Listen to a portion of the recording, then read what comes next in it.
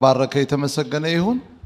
በጣም እኔም በእናንተን በማገልገሌ በጣም ደስተኛ ነኝ። የጌታ ልጆች ማገልገል የእግዚአብሔርን ሕዝብ ማገልገል በራሱ ትልቅ እድል ነው። አንዳንዴ የማይገኝ እድል ትልቅ ቻንስ ነውና ወደ ትምህርታችን እንሄዳለን። እየተማርን ያለነው መንፈስ ቅዱስና ስራው መንፈስ ቅዱስና ስራው እየተማርን ያለነው ያየናቸው ርዕሶች ምንድነው? የትምህርቱን ዓላማ አይተናል። እንደገና ደግሞ ከትምህርቱ ዓላማ ቀጥሎ መንፈስ ቅዱስ ማን ነው፣ ራሱ መንፈስ ቅዱስ ማን ነው የሚለውን በደንብ አይተናል። ከዛ በመቀጠል ስለ መንፈስ ቅዱስ የተሰጡ ተስፋዎችን አይተናል በመጽሐፍ ቅዱስ፣ እሱን ጨርሰናል። በብሉይ ኪዳንም በአዲስ ኪዳንም የተሰጡትን ተስፋዎች አይተናል። አሁን ደግሞ የምንመለከተው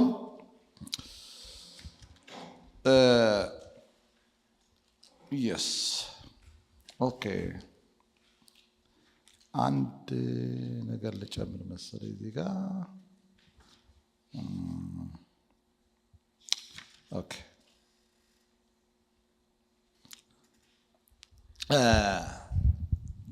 አሁን እንግዲህ እስካሁን ምን ሲሰጣየን? ተስፋ ሲሰጣየን እግዚአብሔር ከብሉይ ኪዳን በነቢያት ጀምሮ ከዛ ጳውሎስ በዕብራውያን ላይ እንደተናገረው የዕብራውያን ጸሐፊ እኔ ጳውሎስ እንደሆነ ነው የማምነው። ይሄ መብቴ ነው። አንዳንዶች ሌላ ይሆናል ይችላሉ። እኔ ጳውሎስ ነው ብዬ ነው የማምነው። እና ጳውሎስ በዕብራውያን ላይ እንደተናገረው ይላል እግዚአብሔር በነቢያት እንደተናገረ ይናገራል። በዘመኑ መጨረሻ ግን በልጁ መናገሩን በዕብራውያን ላይ ይናገርና ክርስቶስ መጣና በአዲስ ኪዳን ማለት ነው።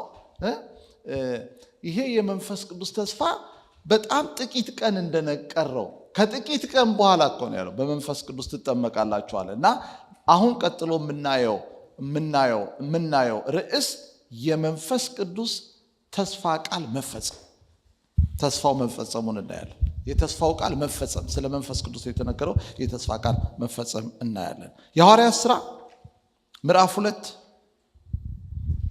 የሐዋርያት ሥራ ምዕራፍ 2 ዋው!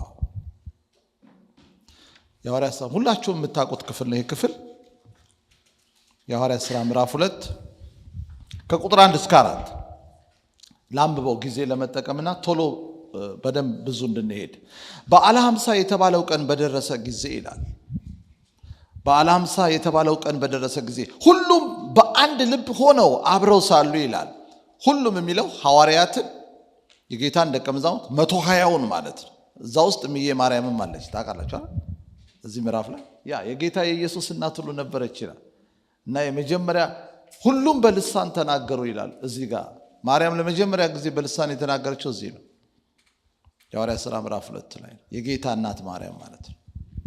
እናም ሁሉም በአንድ ልብ ሆነው አብረው ሳሉ ነው የሚለው። ድንገት እንደሚነጥቅ አውሎ ነፋስ ከሰማይ ድምፅ መጣ፣ ተቀምጠው የነበሩበትንም ቤት ሁሉ ሞላው። እንደ እሳት የተከፋፈሉ ልሳኖች ታዩአቸው፣ በእያንዳንዳቸው ላይ ተቀመጡባቸው። ኦራፓ ካላባ። እስቲ ይሄን ቃል ሁላችሁም በሉት። በሁሉም መንፈስ ቅዱስ ሞላባቸው በሉ እስቲ። አላላችሁም? በሉ እንጂ እንደገና። በሁሉም ነው የሚለው። ምን ሞላባቸው? መንፈስ ቅዱስ ሞላባቸው። ይሄ ለሐዋርያት የመጀመሪያ ልምምድ ነው። በዚህ መልክ አይተውት ያውቁ። እሳት ነው ላያቸው ላይ የወረደው፣ ክብር ነው ላያቸው ላይ የወረደው። ሉክ በሁሉም መንፈስ ቅዱስ ሞላባቸው። ቀጥሎ መንፈስም ይላል ይናገሩ ዘንድ እንደሰጣቸው፣ መንፈስ ቅዱስ እንደሰጣቸው በሌላ ልሳኖች ይናገሩ ጀመር። እግዚአብሔር በኢየሱስ ስም አዲስ ነገር ያስጀምራችሁ። እስቲ በደንብ አሜን በሉ ባካችሁ። ይኸውልህ ሆሊ ስፒሪት አራፓሻ ይኸውላችሁ መንፈስ ቅዱስ ሲመጣ በነገራችን ላይ እንደ ሌላ ሰው ሆነህ ትለወጣለህ ነው የሚለው። ሳሙኤል ለሳኦል እኮ ሲነግረው ይሄንን ያለው የእግዚአብሔር መንፈስ በአንተ ላይ በወረደ ጊዜ ሲወርድ ነው። ካልወረደ ያው ነህ። ሲወርድ ግን የድሮውን መሆናቸው ግዴታ ግድ ነው። በቃ ሲወርድብህ የእግዚአብሔር መንፈስ በአንተ ላይ በወረደ ጊዜ ያለው እንደ ሌላ ሰው ሆነህ ትለወጣል። በጌታ በኢየሱስም በዚህ ማታ ልመርቃችሁ፣ እግዚአብሔር እንደ ሌላ ሰው ይለውጣችሁ። ከድሮ ልምምድ፣ ከአሮጌ ልምምድ፣ ከአሮጌ አገልግሎት፣ ከአሮጌ ህይወት፣ ከሻገተ ህይወት፣ ከደካማ ህይወት፣ ከደነዘዘ ህይወት እግዚአብሔር ያሻግራችሁ። እስቲ በደም አሜን በሉስ። የድሮውን መሆን አይቻልም አልኳችሁ። መንፈስ ቅዱስ ሲሆን ይሄን ታውቃለህ። የክብር አገልግሎት፣ የኃይል አገልግሎት ዛሬም መንፈስ ቅዱስ ይሰራል።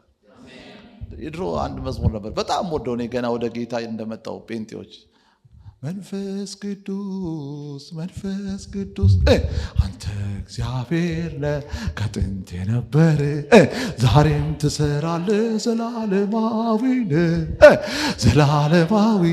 አቤት አቤት አቤት ያን የሚነደው እሳት ሼራ ፓካስ ስቴዲዮም ሁሉ በቃ ይነቃነቃል። ህዝቡ እኮ ነው። እንዴት እንደምወደው ይሄን መዝሙር ገና እኮ ወደ ጌታ መተን እኛ በቃ አመት ምናምን ሁሉ አልሆነም። ስቴዲየም ላይ ኮንፈረንስ ተዘጋጅቶ እሱ ነዋ ከኦርቶዶክስ ነቅሎ ያወጣው። ታዲያ ማን ነቅሎ እኮ ነው ያወጣው። ይሄ መዝሙር ያን ቆነን ስንዘምረው ደስ ትዝ ይለኛል። ዛሬም ትሰራለህ አለ። ዛሬም ጌታ አለ። ዛሬም ይሄ ኃይል ይሄ ክብር ከፈለጋችሁት ይሄ ዝም ከሰዋዊ ስርዓት ከወጣችሁ ሻፓስ ከተጠማችሁት ፈልጋለሁ ካላችሁት ደግሞ ለሱ ክብር ሲባክ ለሽቀላ አይደል ለሱ ክብር። ሰዎች አሁን የእግዚአብሔር ኃይል የሚፈልጉት እኮ ሊሸቅሉበት ነው። እሱም ቆልፎ ይዟል። አይቻልም። ለሸቃይ አይሰጥም። እሱ ሻራ ፓፓስ ለክብሩ ለሚያገለግለው ለጌታ ክብር ለሚያገለግለው ሃሌሉያ ለሰዎች መዳን ለሚያገለግል እሳት ሐዋርያት ላይ የመጣው እኮ በእናት ያማያት መጣ ወረደባቸው እኮ አንተ እነ ጴጥሮስ እኮ አንተ ጥላቸው ሁሉ ነበር የሚሰራው ታውቃለህ። ከክብሩ የተነሳ ሰዎች እኮ እጅ ጫንብኝ ሁሉ አይሉም ነበር ጴጥሮስ። ኖ ወድም እላያቸው ላይ የፈሰሰው ይሄ የእግዚአብሔር ክብር የሰዎችን እምነት ሁሉ ይነካል።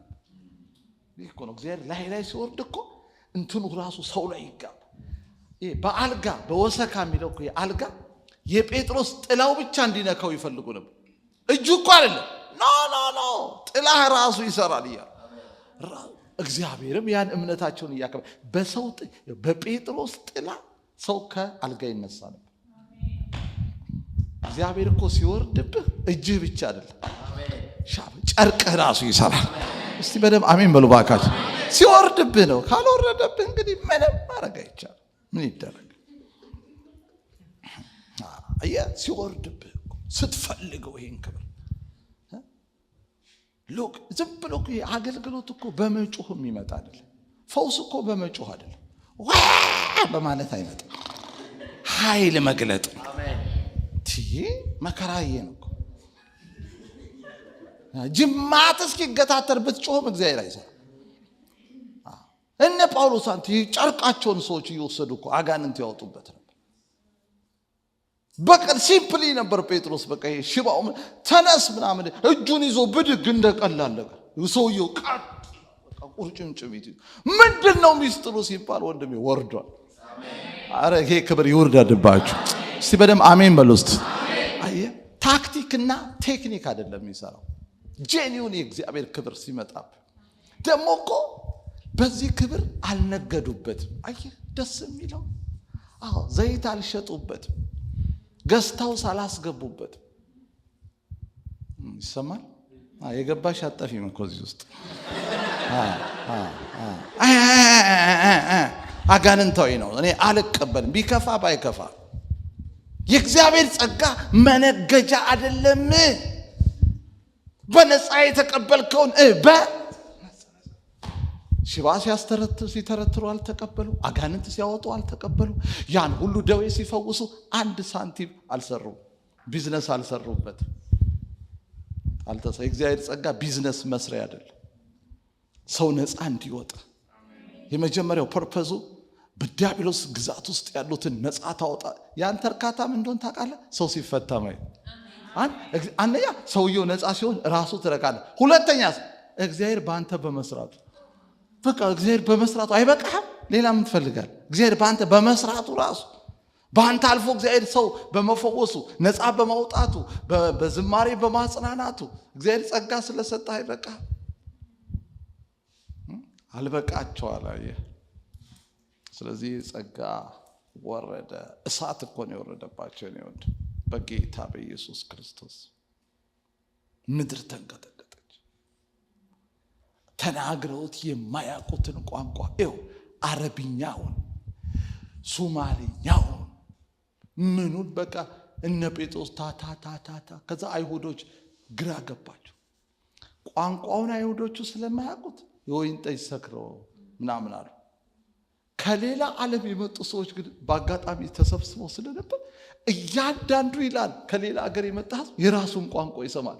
ግብፃዊው የራሱ አራዬ ደግሞ ፍሉዌንትሊ ነው የሚናገሩት። በቃ ልክ በቃ ሻራፓስ ጴጥሮስ ከዛ ቀበል አለና እንደዚህ አለ፣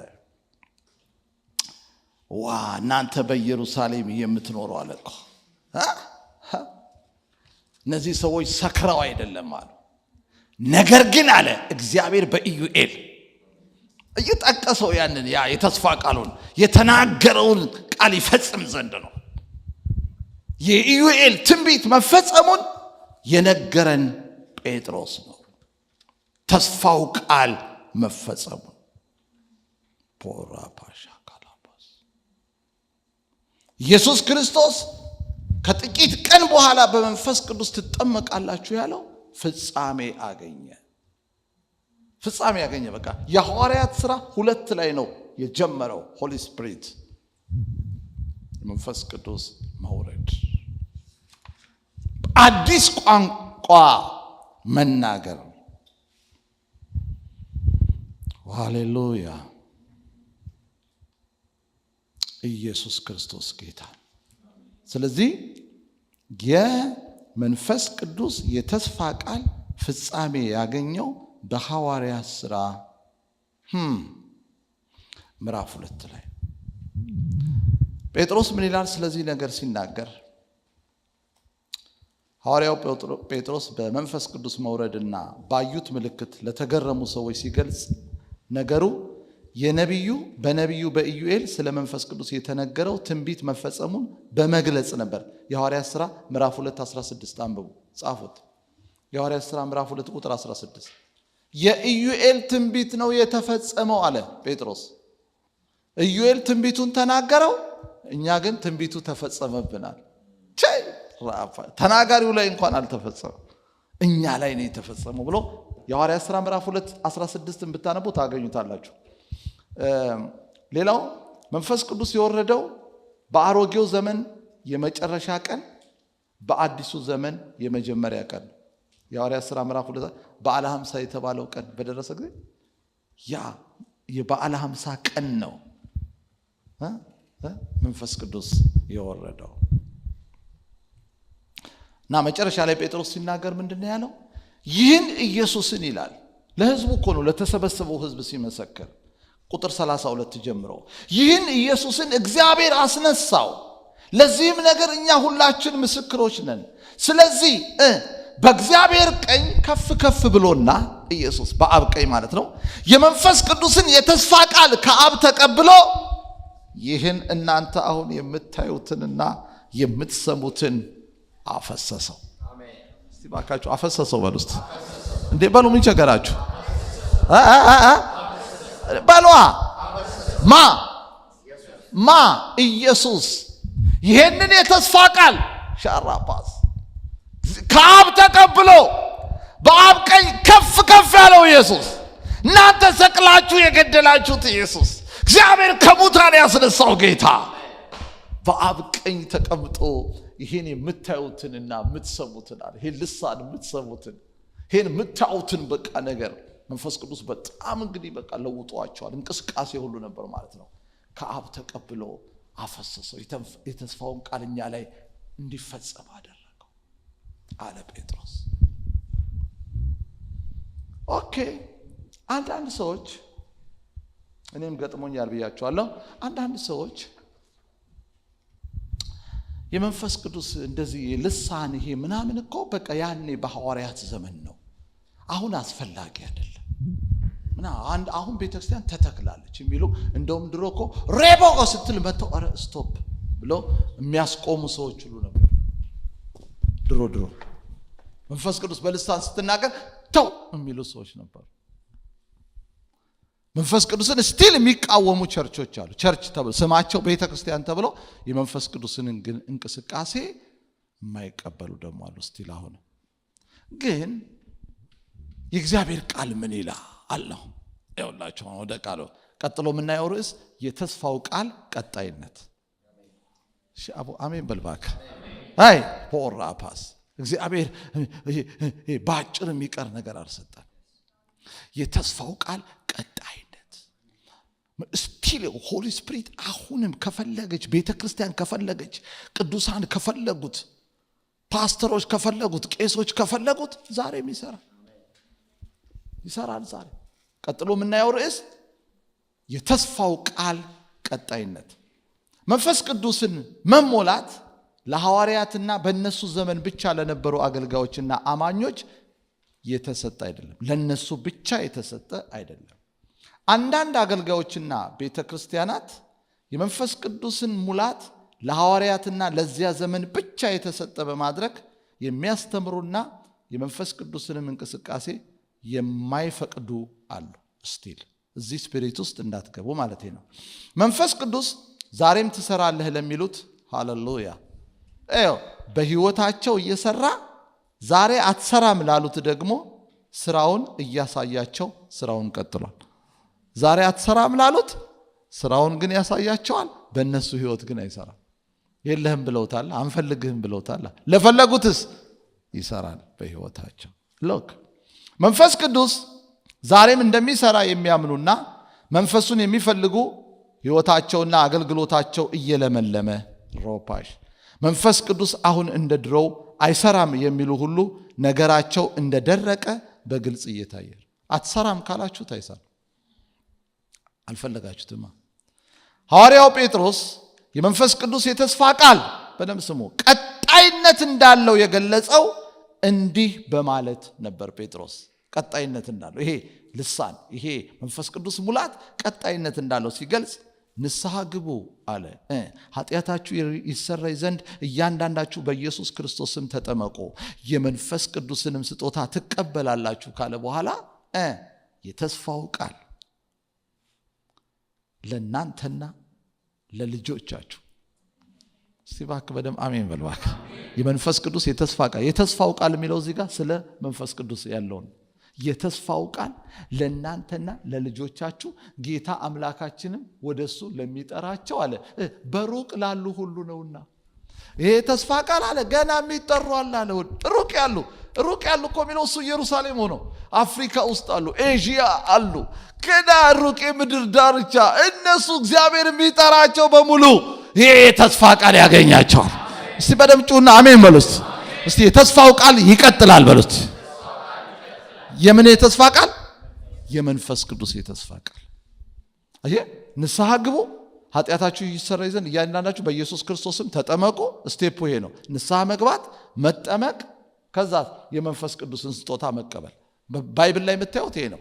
ወንጌል ይሰብካሉ፣ ሰዎች ንስሐ ይገባሉ፣ ከዛ ያጠምቋቸዋል፣ እጅ ጭነው ሲጸልዩላቸው መንፈስ ቅዱስ ይሞላል። በቃ እንዲህ ነበር ላይፍ የቀድሞዋ ቤተክርስቲያን። የሐዋርያት ሥራ ምዕራፍ 2 ቁጥር 37 እስከ 39 ታገኙታላችሁ ይሄን ቃል።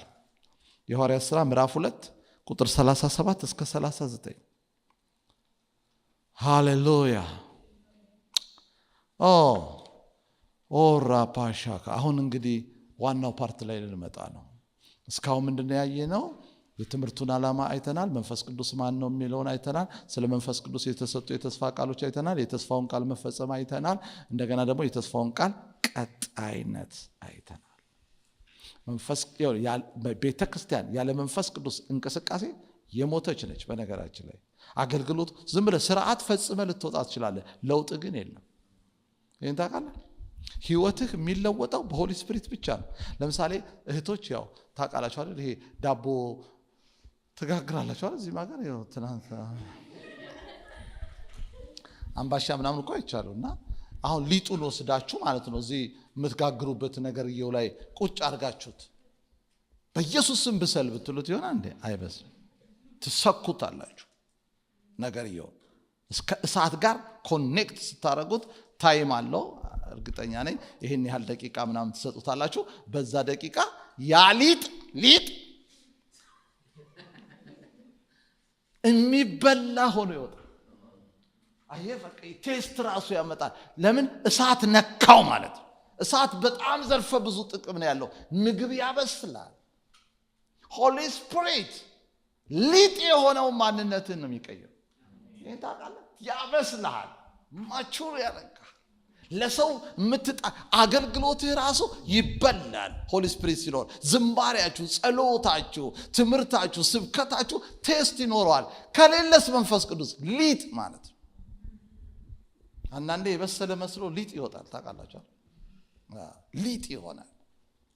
በደንብ አስተውሉ። ያለ መንፈስ ቅዱስ የሆነ ነገር አይመችም። ወርሺፕ በሆሊ ስፒሪት ሲሆን፣ ጸሎት በሆሊ ስፒሪት ሲሆን፣ ትምህርት በሆሊ ስፒሪት ሲሆን፣ ስብከት በሆሊ ስፒሪት ሲሆን፣ ሂሊንግ በሆሊ ስፒሪት ሲሆን ዋው ደስ ይላል። አለበለዚያ ጭንቀት ስፖርት ነው ራሱ። ጂም በለው በቃ ሳትፈልግ አስሬ ሲደር እጅ ወደ ላይ ይላል። እጅ ከታ ደግሞ ታወርዳለህ። እግዚአብሔር ከመጣ ወደ ላይ በልማ አትባልም፣ ትፈሳለህ። በቃ ዝም ብሎ ማለት። እስቲ አቦ አሜን። ክብር ለማ ደከማችሁ እንዴ? ተነሱ ቁጭ በሉሽ። በቃ ያነቃቃዋችሁ ቶሎ ማለት እንዳትደከሙ። ራፓሻ ኮራ። እስቲ የተስፋው ቃል ቀጣይነት አለው በሉ። እስቲ የመንፈስ ቅዱስ ሙላት በሉ። ኢየሱስ እስኪመጣ ቤተክርስቲያን እስክትነጠቅ ይቀጥላል በሉ። ለልጅ ልጅ ይቀጥላል በሉ። ይቀጥላል። የአንድ ዘመን ነው የሚል ትምህርት አጋንንታዊ ነው። አንተና መንፈስ ቅዱስ እንዳትገናኙ የሚመጣ አጋንንታዊ ትምህርት ነው።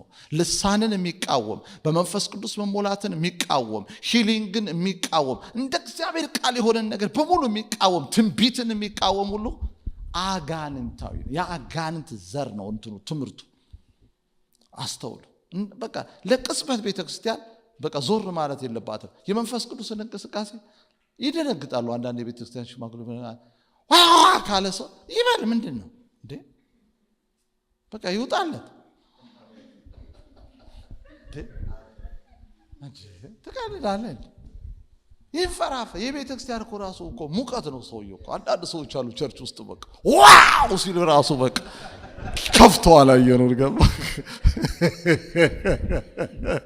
ደስ ይላል። ያ የተነቃቃ ነገር እኮ ጥሩ እኮ እንዴ! አንዳንዱ ቸርች ውስጥ እኮ በቃ ደህና ደሩ ሳይሉ ሁሉ ይተኛል እኮ በቃ ቤትም ተኝቶ ቸርችም መጥቶ ተኝቶ ይቻላል እንዴ? እንዴት ነው ነገሩ? ለማምለክ መተን እንተኛ እንዴ? ስለዚህ መንፈስ ቅዱስ ይሄ በቃ ለቸርች ውበቷ ነው። ወይ እንትን ታውቃላችሁ አይደል? እዚህ ሀገር ታረጋላችሁ አላውቅም። ወጥ ታሞቃላችሁ? ይሞቃል? እናንተ ጉድ ዛሬ በልታችሁ መድፋት ነው አሉ። ኢትዮጵያ ነው የምታሞቀው፣ ፈረንጅ አያሞቅ። በቃ መብላት መድፋት ነው አሉ። እና ያሞቃሉ ነጮቹ። ወጥ ነው ፈረንጅ ወጣለው እንዴ? የለውም እኮ እነሱ። እናንተ ናችሁ ያለቀቀው፣ እናንተ ነው ይሄ ወጥ። እግዚአብሔር ይገስጸው እሱ ጥሩ አይደለም። እና ማለት ነው እንዴት ነው? ለምሳሌ ሽሮ ነው እወዳለሁ። እና ሽሮ አይታራ የቀዘቀዘ ሽሮም ታመጣና እዛች ስቶቭ ላይ ቁጭ ስታረጋት እኮ ይኸውልህ ቀዝቃዛ ነበረችና ከዛ ከተወሰነ ጊዜ በኋላ ድምጽ ታሰማለች ሽሮዋ ትላለች። ሙቀቱ ማይካ ሎካ አገሩ ከዛስ አይታቻ ከዛ አይተታቃለ ፓስተር ከዛስ ቡክ ቡክ አሜን። ፋየር እኮ ነው እሳት። አቦ እግዚአብሔር እሳቱን ያምጣላችሁ። ሙቅ ቼን ድምፅ አለ ሆሊ ስፒሪት። እኔ በራሴም ህይወት ስላየሁት ነው የምነግርህ። በጣም የሚገርመኝ ምን ነው ታውቃለህ? እንግዲህ ወይ ደክሞኝ ወይ ዝዬ ወይ አዝኜ እኮ ነው እንግዲህ ወይ ደክሞኝ ይሆናል ወይ ከጧት ገና መኝታ መነሳቴ ነው ወይ አገልግሎት እንኳን ግን በቃ ቢደክሞኝ መጸለይ ያለብኝና ዝም ብዬ እንበረከካለሁ። በጣም የሚገርመኝ ነገር ነው የምነግራችሁ። ቀይ ጸለይ ይመጣል ይመጣል። የተንበረከከው ለሰው አይደለም ለስራ ኦሬዲ እግዚአብሔር ሶኬት ተሰክቷል። ስፒሪት አውጣ። ከዛ እግዚአብሔር ስራ ይጀምራል። ፉል እያረጋል ያነቃቃል። ኃይል ይመጣል። ታየዋለህ። ይሄን ተለማመዶ። ይሄን የምታውቁ ሰዎችም እኮ ትኖራላችሁ እዚህ ውስጥ ይሄ ልምምድ ያላችሁ ብዙዎች እንደሆናችሁ በቃ አንዳንዴ ያዝናችሁ ዝላችሁ ነው በቃ መጸለይ ያለብኝ ብላችሁ ስትንበረከኩ ዋሻባ ከዛ ይመጣል። ከዛ ማቆም ሁሉ ያቀታችሁ ታብዳለህ ብቻህን ቤት ውስጥ በቃ ሄራፓካት አለ በቃ ጂኒ ሁሉ ይጨነቃል። አሜን። ጎናችሁ ያለውን ሰው ጸልይ በሉት። እግዚአብሔር ይነካሃል በሉት። ጸልይ ጸሎት። እዚህ ጋር አላያችሁ እንዴ? አሁን የሐዋርያት ሥራ ሁሉም አንድ ላይ ሳሉ የሚለው እኮ እየጸለዩ ነው። ምዕራፍ 1 ላይ እኮ ሄዳችሁ በጸሎት ይተጉ ነበር ነው የሚለው። ምዕራፍ 1 ላይ እየጸለዩ እንደሆነ ይነግራል እንጂ ዝም ብለው ስብሰባ ቡና ሲጠጡ አይደል። እየጸለዩ ነበር። ወሬ እየጀለጡ አይደል። ፕሬይ ያረጉ ነው። ሻካታራ ማግ ይሄ የግሩፕ ጸሎት ወሳኝ ነው። በቃ ትጸልያለህ፣ መነቃቃት ይመጣል። 10 ሆናችሁ 5 ሆናችሁ እስቲ ፕሬይና ዛሬ ሌሊቱን ሁሉ እንጸልይ ትላለህ። 8 ሰዓት 9 ሰዓት ኧረ በስመ አብ። ከዛ ቸርች ስትገባ እኮ በቃ ትግል የለም። ጅኒ ራሱ አይቋቋምህም ታውቃለህ። አቅም አይኖረውም። መንፈስ ቅዱስን መቋቋም አይችልም። አዚም ይመታል፣ ድንዛዜ ይመታል። እስቲ በደም አሜን። ስለዚህ የተስፋው ቃል ቀጣይ ነው። እንዳትሸወድ ያለ መንፈስ ቅዱስ ጸባየኛ ከምትሆን በመንፈስ ቅዱስ እብድ ብትሆን ይሻላል። በቃ ይሻላል። እብድ ብትባል ይሻላል። ስለዚህ ይህን መጣል የለብንም። ኦኬ፣ ወደ ዋናው ጉዳይ ስንገባ ሻራፓስ ይሄ መንፈስ ቅዱስ በእኛ ህይወት ውስጥ በላይፍ ነው የምነግራችሁ። ቀጥሎ ወደ አገልግሎት እንሄዳለን። በላይፋችን ውስጥ ምንድን ነው የሚሰራው? እሱ ነው ዋና የምናየው። መንፈስ ቅዱስ በህይወታችን ጻፉ። መንፈስ ቅዱስ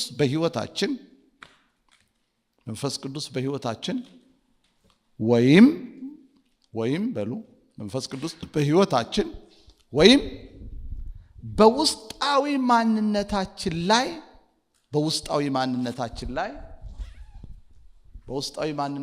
ላይ የሚሰራቸው ዋና ስራዎች።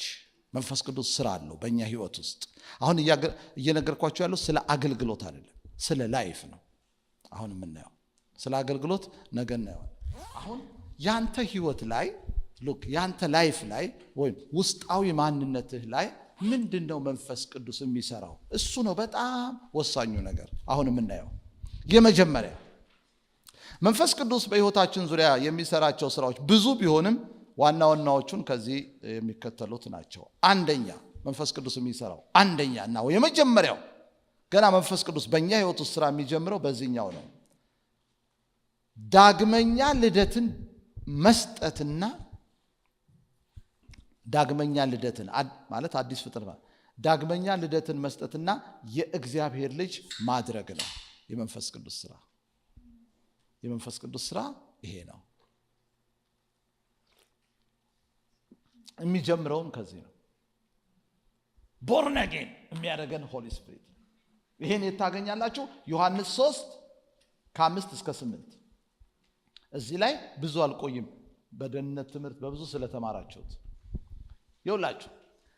መንፈስ ቅዱስ ልክ ጌታን ስትቀበሉ ወራባ በቅጽበት የሚሰራው ስራ ዋው! በቅጽበት አሜዚንግ! በቅጽበት የሚሰራው ስራ አንተን ዳግም ወልዶህ አዲስ ፍጥረት አድርጎህ የእግዚአብሔር ልጅ ያደርጋል። ሰው ከውሃና ከመንፈስ ካልተወለደ በቀር ወደ እግዚአብሔር መንግስት አይገባም የሚለው ቃል እጅግ በጣም ከባድ። 1,000,000,000 ሃይማኖተኛ ብትሆን ሺህ ሚሊዮን ጥሩ ሰው ብትሆን የእግዚአብሔር መንግስት መግቢያ ዋስትና አይደለም። የእግዚአብሔር መንግስት መግቢያ ዋስትና ዳግም መወለድ፣ የልጅነት ኦራ ፓፓ መቼ ነው ዜግነት ያገኘው? እዚህ አላገኘም። አትፈልግም መሰል አትፈልገውም። እውነት በለኝ አንተስ ሆነሃል? ስንት ዓመት ሆነ ከሆንክ ደስ አለህ? የዛ ቀን ዜጋ ስትሆን አለክ? እውነት በለኝ አንተ እንኳን ዜጋ ሆነ እኔ ሲሰጡኝ እንዴት ደስ እንዳለኝ። ለምን እንደባበቃለን? እውነት ምክንያቱም አሜሪካ ኤምባሲ የሚገባውን ህዝብ አይታችኋል። መቼም እዚህም እንዴት እንደመጣችሁ አይታችኋል። መቼም ጅቡቲ ለመሄድ ሰው እንዲህ ዋጋ አይከፍልም። አሜሪካ ትልቅ ሀገር ነው፣ ትልቅ ምድር ነው፣ ብሌስድ ሀገር ነው፣ የነጻነት ምድር ነው። ሰው ይሰራል፣ ይለወጣል፣ ይማራል። ብዙ ኦፖርቹኒቲ እኮ ስላሉት ነው። ምቹ ሀገር ስለሆነ እኮ ነው የሚወደደው። ዝም ብሎ እንዳይመስላችሁ። እና ኤምባሲ ስትገቡ እኮ እንዲህ ያለውስ ጭንቀት ራሱ ይሰጠኝ ይሆን አይሰጠኝ? አንድ ሰሞኑን እግዚአብሔር ያስተማረኝ እና አንድ ነገር እንገራችሁ። በቃ ድንገት ብቻ አስተማረኝ በሱ እና አሜሪካ ኤምባሲ እንግዲህ ብዙ የኛ ጓደኞች ገብተዋል። ብዙዎቹ ቢያንስ ከ10 ጊዜ በላይ የተከለከለዋል። አንዳንዱ 11 13 ጊዜ የተከለከለ ማቃቸዋል። አንዳንዱማ ጭራሽ እንደውም አይቻልም ይተባላል። እና ግን በጣም የገረመኝ ነገር ብቻዬን ያሳቀኝ ነገር እንገራችሁ። ሰው አሜሪካ ኤምባሲ ገብቶ ሲከለከል ማለት ነው ተቆጥቶ ተሳድቦ አይወጣም። ቴንኪው ብሎ ነው የሚወጣው። እንደው የተማርኩትን ልንገራችሁ ብዬ እና ብቻዬን አልሳኩም። ይሄ ነገር ለምንድን ነው ብዬ ምርምር ውስጥ ገባው። ዝም ብዬ ተመራመርኩ። ለምን እንደሆነ ታውቃለህ? የዛ ቀን ተሳድበ ምን አቆጣ እዛችሁ ነጩ ይጽፍልሃል። በቃ ፎሬቨር በቃ ቻው ቻው ቻው። አሜሪካ በየትኛውም ዓለም ዞራ አትገባም፣ ይቆልፉታል። ሳትወድ በግድህ ነገን ተስፋ አድርገህ አንጀትህ እያረረ ከዛ እኔ እሷን ነገር 2000 ትችላለህ 13 እንዴት ነው አንተ በሆድህ እኮ እየረገምክ ነው ይድፋ እያልከው ነገን ተስፋ አድርገህ ምን ነው እኛ እንደ ሰው ለአሜሪካ እንኳን እንደዚህ ከታገሰ አልኩ። አይከርም? እችን ሀገር ለነገ ተስፋ አድርጎ ጸባይ አሳምሮ ቴንኪው ብሎ ይወጣል ሰው ለዚች ምድር ማለት ነው። ለዚች አሜሪካ ለተባለች ሀገር ወደዚች ምድር ለመግባት መቼም የማይከፍለው ዋጋ የማይወስደው ጭንቀት የለም። እና ምን ልነው ይሄን ያመጣሁት? ዋራ እንኳን የእግዚአብሔር ልጅነት ስልጣን አግኝተን ከገባን ፓስፖርቱ ራሱ ኢምፓክት አለው አሉ እኮ። አሁን ወደ አፍሪካ ምናምን ሀገር ስትሄዱ ይሄ ሌላው ፓስፖርት በዚህ ተሰለፍ ነው አሉ የሚባለው። ይሄ እኮ ነው በቃ አሜሪካን አሜሪካ የሚያሰኘው ይሄ። የእግዚአብሔር የልጅነት ስልጣንስ ከጌታስ ያገኘ ነው፣ በልጁ ሞት ያገኘ ነው። እስቲ አሜን በልባካች። ክብር ለማ ለዚህ እኮ ነው ለተቀበሉት ሁሉ በስሙ ለሚያምኑ የእግዚአብሔር ልጆች የሆኑ ዘንድ ምን ሰጣቸው? ስልጣን ሰጣቸው። የሰማያዊ ዜግነት ማግኘት ማለት ነው። ከዛ በኋላ ነው ጅን የሚታዘዝልህ ሻራፓካስ። ከዛ በኋላ ነው እግዚአብሔርን አባት ሆይ ብለህ የመጥራት መብት ያለ። እግዚአብሔር አባቴ ሆይ የማለት ህጋዊ መብት ያለ ከዚህ በኋላ። ኢየሱስ ያድናል። ኢየሱስ ያድናል።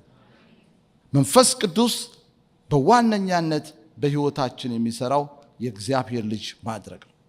ከዚህ የጌታ ቃል የምንረዳው የዳግም ልደት ወይም መወለድ ጉዳይ የሚከናወነው በመንፈስ ቅዱስ አማካኝነት መሆኑን ነው።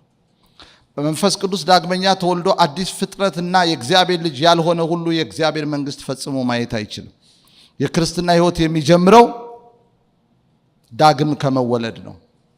የሚጀምረው ራሱ በደንብ ስሙ። ዳግም ሳንወለድ የቱንም ያህል ሃይማኖተኛ ብንሆን ዋጋ የሌለው ነገር ነው። በመንፈሱ አዲስን ልደት የሰጠንና ልጁ ያደረገን እግዚአብሔር ይባረክ። እስቲ የጌታ ልጆች የሆናችሁ እርግጠኛ የሆናችሁ አለ መንፈሱ ውስጥ የምትሉ ይሰማኛል፣ ልጅነት ይሰማኛል የምትሉ ልጅ ላደረጋችሁ ለዚህ ጌታ ክብር እንድትሰጡ ፈልጋለሁ። ልጅ ላደረጋችሁ በደም ሃሌሉያ ሃሌሉያ። የአሜሪካ ዜግነት ያልፋል። አሜሪካዊ መሆን ከሞት አያስቀር፣ ወደ ዘላለምም ህይወት አያስገባ። እዚቹ ብቻ ያለችውን በረከት ያበላናል። የእግዚአብሔር ልጅነት ግን ሃሌሉያ ሃሌሉያ ለዘላለም ከጌታ ጋር እንድንኖር። ሌላ ኪንግደም እኮ አለ፣ ሌላ ዓለም አለ እኮ እናንተ። እሱ ዓለም እኮ ሌላ ዓለም እኮ ነው።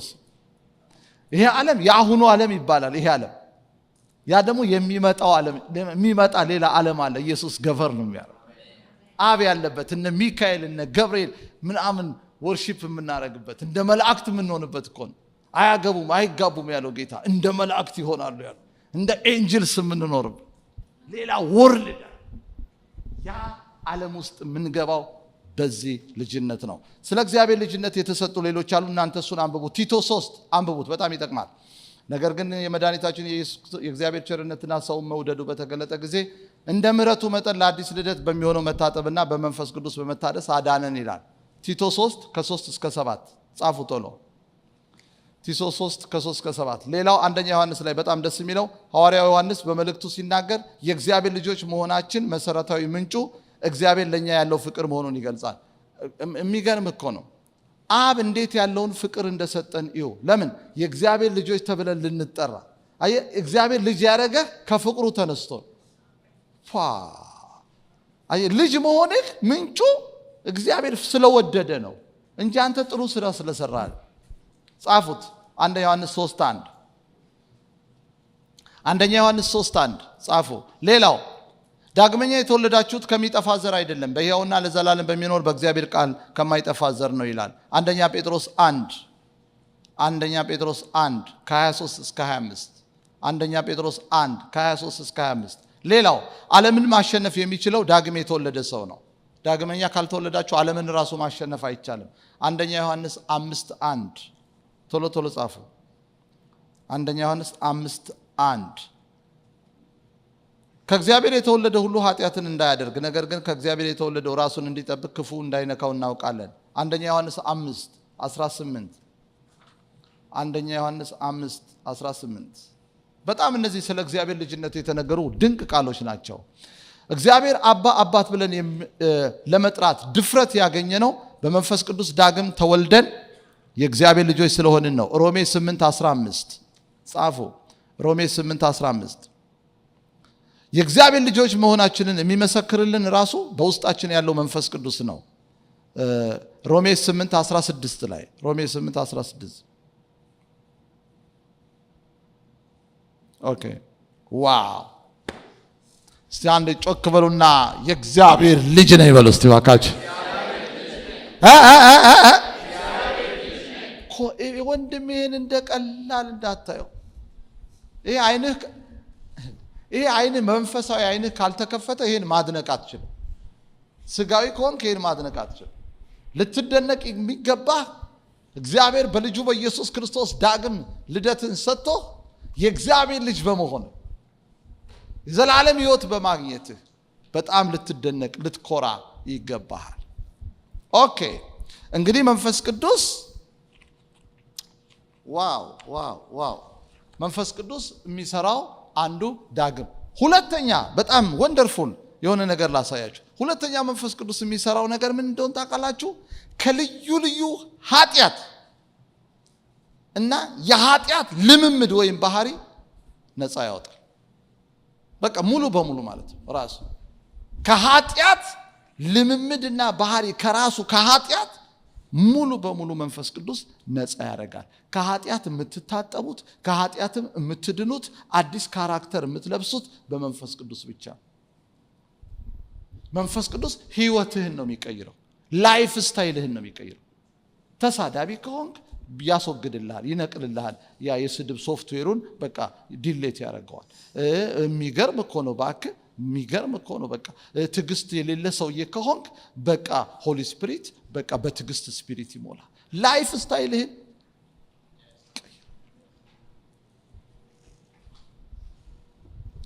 ሆሊ ስፒሪት መንፈስ ቅዱስ ይሄ እንዴት በጣም የምወደው ክፍል መሰላችሁ። ይሄ አሁን የምናየው ኃጢአት መንፈሳዊ በሽታ ነው። በነገራችን ላይ ኃጢአት መንፈሳዊ በሽታ ነው። አሁን እኮ እጅ ሰው ኪስ እኮ የሚገባው ይሄ እጅ ብቻውን አስቦ አይደለም። አንዳንድ ሀገር ታውቃላችሁ ሌባን እጅ ነው የሚቆርጡት። አሁን ሳውዲ አረቢያ ስትሰርቅ እጅህ ነው የሚቆረጠው። ሌብነቱን አይደለም ያስወግዱት። አይቀር ሰውየው እጁን ብቆርጠውን በእግሩ ይሰርቅ።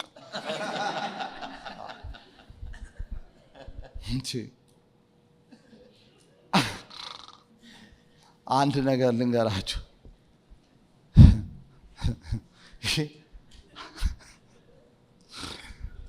አሁን ይሄን ነገር ስናገር ስለመጣልኝ ነው። አመል የሚባል ነገር ታውቃለህ? አመል ኔቸር እንኳን ወይ ሁኔታ ቢከለክል በሆነ አቅጣጫ ትፈጽማለህ። እና እንትን ታውቃለህ? እዚህ ድሮ ፒያሳ አካባቢ ዶሮ ማነቂያ ምናምን የሚባል ታውቃለህ ፓስተሬ? እና ሴቶች እዛ አካባቢ ይሰዳደባሉ። ቀኑ ሙሉ ሲሰዳደቡ ነው የሚውሉት አሉ። በቃ አንቺ ሸፋፋ፣ አንቺ እንትን እና ልክ ባላቸው ገና ከእግሩ እንደወጣሉ በቃ እነሱ መሰዳደብ ነው አሉ። ፊት ለፊት ማዶ ለማዶ ሆኖ እና ባልየው ምሳ ሲመጣ ጉሮሯቸው ተዘግቶ ይጠብቀዋል። ከዛ ባላቸውን ደግሞ ይጀምራሉ። ደሞ መጣ ይላሉ አሉ። ተዘግቷላ በቃ አሁን የጠዋቱ ድምፅ ያለ የጠዋቱ ድምፅ ስለሌለ ደሞ መጣ ምናምን ብለው በዛ በተዘጋ ድምፃቸው እሱንም አይለቁትም አለ። ከዛ ምሳ በልቶ ይሄዳል አይደል? በዛው በተዘጋ ድምፃቸው አሁንም ይቀጥላሉ ስድብ። አንቺ ሸፋፋ ምናምን እያላሉ ይሰዳደባሉ። ከዛ ማታ ባልየው ሲመጣ ኦሬዲ ሙሉ በሙሉ ተዘግቶ ድምፃቸው ይጠብቀዋል አሉ። አሁን እንዳይሳደቡ ድምፅ ተዘግቷል። በምን ይሳደቡ?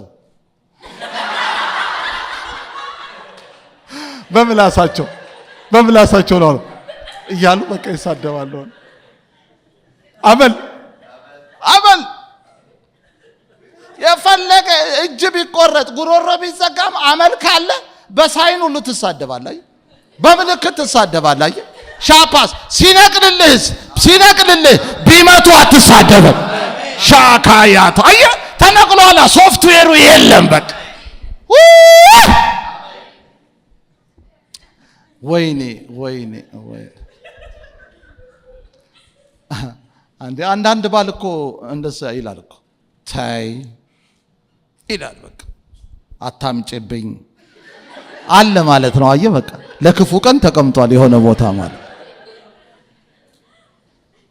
አያችሁ መነቀል ነው ያለበት። መነቀል ሙሉ በሙሉ ሰው መሆን ነው ያለበት። እንዴ አንድ የምንዘምረው መዝሙር አለ አይደል? ድሮ ጴንጤው እኔ ገና ወደ ጌታ ሳልመጣ ነው እሷን መዝሙር በዚህ በሲሸልስ ሬዲዮ ጣቢያ ስትዘምር እዛው ኦርቶዶክስ እያለው ነው መወዳት መዝሙሯን። እዛች ኦርቶዶክስ ዘምር ራሱ ሲዘምራት ያችን መዝሙር አይፈቀድም፣ ግን በድብቅ እንዘምር ነበር። ለውጠኝ ጌታ ሆይ አንተን እንድትመስል አድርጋት ኢየሱስ ሕይወቴ። ልክ ነኝ አይደል? እስቲ በሉት ጮክ በሉና ለውጠኝ ጌታ ሆይ አንተን እንድትመስል አድርጋ ኢየሱስ ሆይ ሕይወቴ። እስከ መቼ ልኑር ጌታ በዚህ ሕይወት አንተን በማሳዘን ቁስልህን በመውጋት መኖር አልፈልግም እያሳዘንኩ አንተን መለወጥ እሻለሁ ፍጹም መቀየር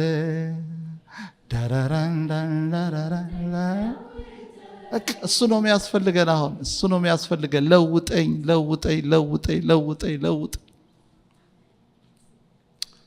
ማካቶራባስ ለውጥ ጠይቁ። ለለውጥ አይደል አሜሪካ የመጣችሁት? ለህይወት ሳይሆን ያው ለዛኛው ማለት ነው።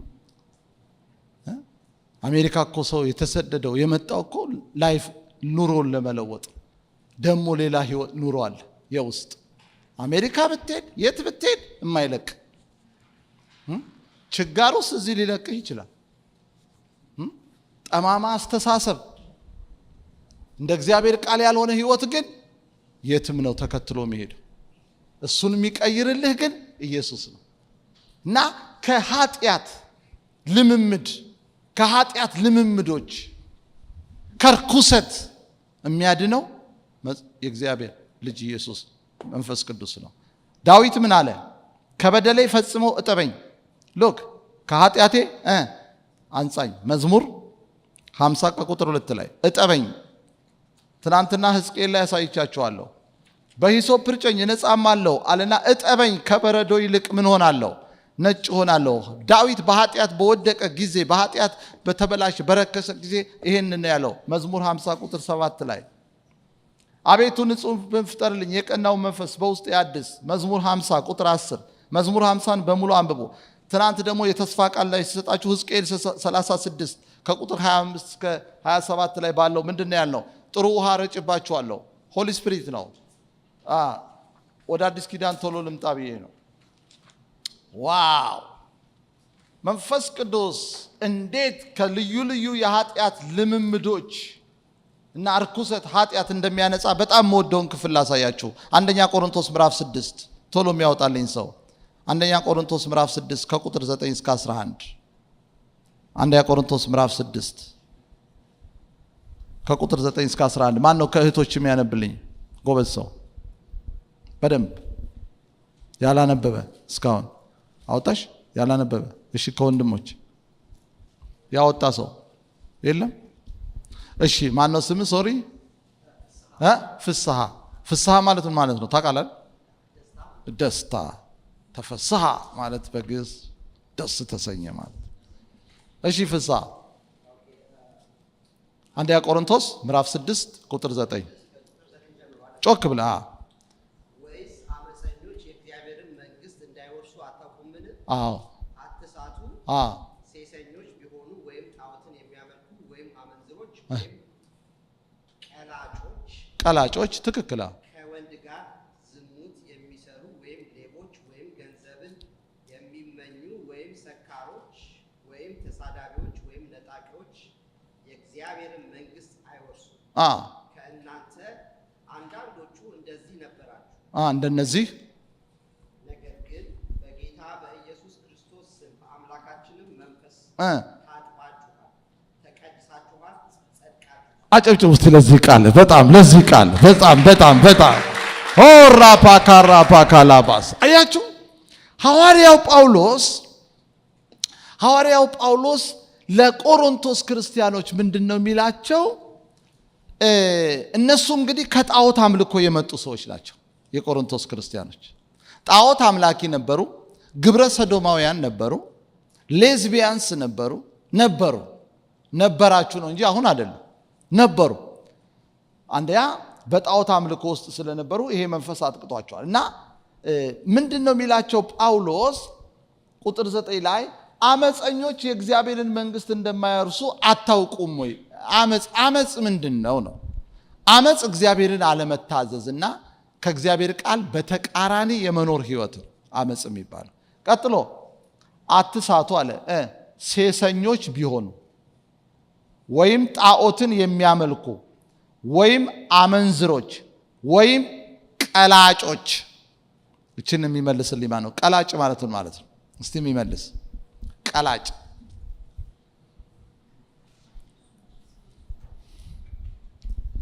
ምን ማለት ነው? ቀላጭ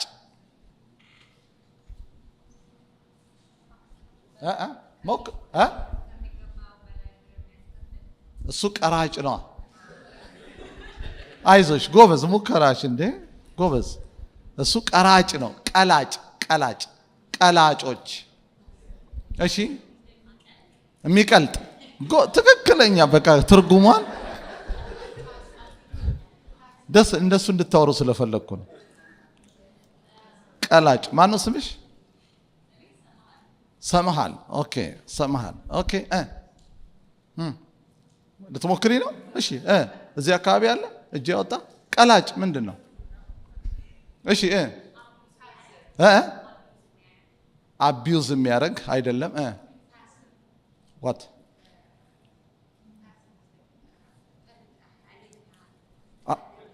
ተናጋሪ ቁጡ። ኦኬ እሺ አንጥረኛ ምንድን ነው? አንጥረኛ ወርቅ አንጣሪ ብረት የሚያቀልጥ እና ምን በወጣው ነው እሱ እግዚአብሔር መንግስት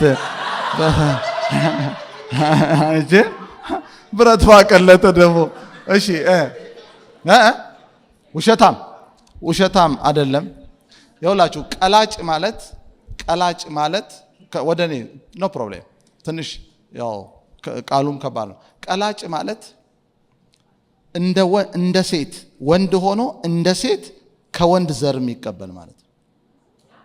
ያ ወንድ ሆኖ እንደ ሴት ነው አክት የሚያደርገው፣ ከወንድ ዘር የሚቀበል ነው። ዘር ስላችሁ ገብቷችኋል አይደል? በቃ ምን እሱ አያረግም። አሁን ግብረ ሰዶም የሚባለው ወንድ ለወንድ ይደራረጋል አይደል? ግልጹን ላወራላችሁ፣ ወንድ ለወንድ ይደራረጋል። ይሄኛው አያረግም፣ መደረግ ብቻ ነው። ቀላጭ ይባላል። በዛም ዘመን ነበሩ። እዚህ ምንድን ነው የሚባሉት እነሱ አሉ አላውቅም። ጌይ ነው እዚህ ጌይ ሲባል ቀጥሎ ያለው ነው ጌይ። ጌይ ማለት ወንድ ለወንድ ሆሞሴክሹዋልስ ነው፣ ወንድ ለወንድ ሲሆን ይሄም ያረጋልም ይደረጋል። ቀላጭ ግን ከሆነ አያረግም፣ እሱ እንደ ሴት መደረግ ብቻ በቃ እንደ ሴት ነው አክት ራሱን የሚያደርገው። ግን ትክክለኛ ትርጉሙ ይሄ ነው ቀላጭ። ቀጥሎ ምን ይላል? ከቀላጭ ቀጥሎ ምን እንደሚለው ወይም ከወንድ ጋር ዝሙት የሚሰሩ ወንዶችን ነው። ይሄ ደግሞ ወንድ ለወንድ ለማለት ነው። ወንድ ለሴት አይደል። ከወንድ ጋር ዝሙት የሚሰሩ ወይም ሌቦች፣ ሌባ ሰራቂ፣ ዋው፣ ወይም ገንዘብን የሚመኙ ወይም ሰካራሞች፣ ሰካሮች፣ ወይም ተሳዳቢዎች ወይም ነጣቂዎች የእግዚአብሔርን መንግስት አይወርሱም ካለ በኋላ ከናንተ አንዳንዶቹ እንደነዚህ ነበራችሁ። ሌባ ነበራችሁ፣ ተሳዳቢ ነበራችሁ፣ ግብረ ሰዶማዊ ነበራችሁ፣ አመንዝራ ነበራችሁ፣ ሴሰኛ ነበራችሁ፣ ጣዖት አምላኪ ነበራችሁ ነው ድሮ። አሁን አይደሉም። ያን ህይወት ማቀየረው ስትሉ ነገር ግን በጌታ በኢየሱስ ክርስቶስ ስም፣ እስቲ በደም አሜን በሉ ባካችሁ። በማስም በጌታ በኢየሱስ ክርስቶስ ስም በአምላካችን መንፈስ በመንፈስ ቅዱስ ታጥባችኋል። ከየት? ከዚህ ላይፍ። አየህ፣ ግብረ ሰዶማዊነት ስፒሪት ነው። ሴሰኝነት ስፒሪት ነው። ሌብነት ስፒሪት ነው። መግደል ስፒሪት ነው። ውስጥ ነው፣ ሶፍትዌሩ ነው። ከዛ ስፒሪት ነው የሚያጥብህ። መንፈስ ቅዱስ ልክ ሲያጥብህ ማለት ታጥባችኋል አለ። ከዛ ተቀድሳችኋል፣ ጸድቃችኋል። እስቲ ለጌታ ክብር። ሆሊ ስፒሪት ይሄን ነው የሚሰራው። ራፓያቸው አየህ፣ መንፈስ ቅዱስ የህይወትን ለውጥ ነው የሚሰጣችሁ። መንፈስ ቅዱስ ከዚህ እርኩሰት ነው ያጠበን፣ ከሴሰኝነት፣ ከአመንዝራነት፣ ከግብረ ሶዶማዊነት። ገብቷችኋል? አያችሁ፣ በጳውሎስ አገልግሎት ግብረ ሶዶማውያን ወደ ጌታ መጥተው ነበር። ሌዝቢያንስ ወደ ጌታ መጥተው ነበረ። ቀላጮች ወደ ጌታ መጥተው ነበር። ሌቦች፣ ነፍሰ ገዳዮች። አቤት ይሄ እግዚአብሔር ምሕረቱ! አምጥቶ ጌታ አጥቧቸው፣ ቀድሷቸው፣ አጽድቋቸው የእሱ አረጋቸው። አሁን ቸርች ውስጥ በቃ ያመልካሉ፣ ደግሞ በልሳን እኮ ይጸልያሉ። ድሮ ግብረ ሰዶማዊ ነበሩ። ሰው ሲያቸው ላይፋቸው ተቀይሯል። አሜዚንግ! የህይወት ለውጥ እኮ ነው ተአምር። ህይወታቸው ተቀይሮ በእግዚአብሔር ቤት ውስጥ ሲያመልኩ ማየት። ለዚህ ራሳችሁን አዘጋጁ። እዚህ ምድር ላይ ነጮቹን ለማገልገል ተዘጋጁ። ሲሪየስ እግዚአብሔር ለዚህ እንደፈለጋችሁ በምን ታውቃላችሁ? ለነሱ መስክሩ፣ ስለነሱ ጸልዩ። ምን ታውቃላችሁ? ቋንቋቸውን በደንብ ተማሩ። ትናንት ወንድሜን እየመከርኩ ቋንቋቸውን በደንብ መማር፣ ለነሱ አገልጋይ ለመሆን ራስን ማዘጋጀት። ራሳችሁን በቃ ትልቅ ራዕይ ይኑራችሁ። አይድኑም አትበሉ። አሁን እኔ በፊት ግብረ ሚድን አይመስለኝም ነው። ግብረ ሰዶማዊ ጌታን የሚቀበል ሁሉ አይመስለኝም። ይሄን እኮ ቃል ብዙ ጊዜ ያውቀዋል። የሆነ ቀን ነው እግዚአብሔር ዝም ብሎ አበራል። አንዳንዴ እኮ እናነባዋለን እንጂ አናስተውለው። እኔ አሁን ብዙ ጊዜ እኮ አውቀዋለሁ ይሄን ቃል፣ ግን አንድ ቀን ጌታ እኔ እኮ ይለኛል ግብረ ሰዶማዊውንም አድናለሁ፣ ወደ እኔ ያመጣቸዋለሁ ይለኛል። ለካ ጠፍተው አልቀሩ።